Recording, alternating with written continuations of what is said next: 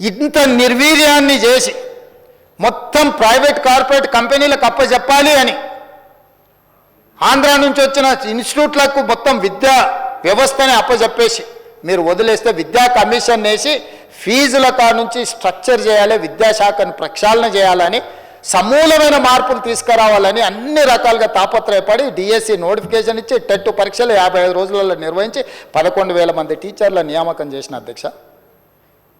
10 సంవత్సరాలు ప్రమోషన్లు లేకుండా ఉన్నా, 20 సంవత్సరాలు ప్రమోషన్లు లేకుండా ఉన్నారు, 10 సంవత్సరాలు ట్రాన్స్ఫర్స్ లేకుండా ఉన్నారు. 20 ఏళ్ళ ప్రమోషన్లను లాంగ్వేజ్ పండిట్స్తో సహా 22,000 మందికి ప్రమోషన్లు ఇచ్చిన 36,000 మంది టీచర్లకు బదిలీలు చేసి చిన్న వివాదం లేకుండా టీచర్ల బదిలీలు చేసిన అధ్యక్ష. ఐఏఎస్లను బదిలీ చేయడం అల్క, కానీ టీచర్లను బదిలీ చేయడం ఎంత కష్టమో నీకు తెలియదా అధ్యక్ష? ఎంత చైతన్యం ఉంటుంది వాళ్ళలో. అయినా చిన్న వివాదం లేకుండా 36,000 మంది టీచర్లను బదిలీ చేసిన అధ్యక్ష.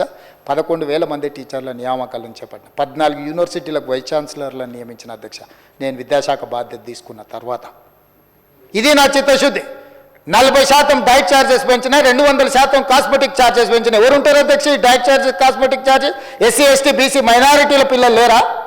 ఆ పిల్లలు మా పిల్లలైనా పాఠశాలకు వెళ్ళి వాళ్ళతో పాటు కూర్చొని సహబంతి భోజనం చేసి నా ఐఏఎస్ ఐపీఎస్ అధికారులను నెలకొకసారి ఖచ్చితంగా పాఠశాలలో వెళ్ళి భోజనం చేయండి అని ఈరోజు పర్యవేక్షిస్తున్న మాట వాస్తవం కాదా అధ్యక్ష?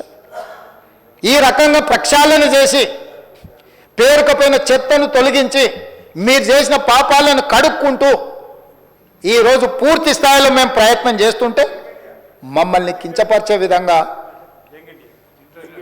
Young India integrated residential schools అద్దెకి 58-11,000 కోట్లతో ఇచ్చిన 100 కాన్స్టిట్యున్సీలకు 100 ఇయ్యాలని 20 నుంచి 25 ఎకరాలల్లో each young India integrated residential స్కూల్కు 200 కోట్లు ఇచ్చి ఒక unique concept, SC ST BC minority పిల్లలు ఒక్కొక్క స్కూల్లో 2,500 మంది మినిమం ఉండాలి అని ఈరోజు వాళ్ళందరిని ఇచ్చేసి ఈరోజు వాళ్ళందరినీ ఒక లైనప్ చేసి ఆ పిల్లల కోసం మేము తాపత్రయపడుతుంటే, ఇంటర్నేషనల్ స్టాండర్డ్స్లో మేము కడుతుంటే ఒక యూనిక్ కాన్సెప్ట్ తీసుకొచ్చినప్పుడన్నా అభినందించడానికి మనసు రావాలి కదా అధ్యక్ష.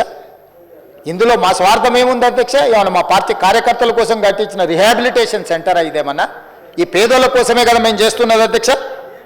అదేవిధంగా ఈరోజు వాళ్ళు ఏదైతే మాట్లాడదలుచుకున్నారో, ఏదైతే చెప్తున్నారో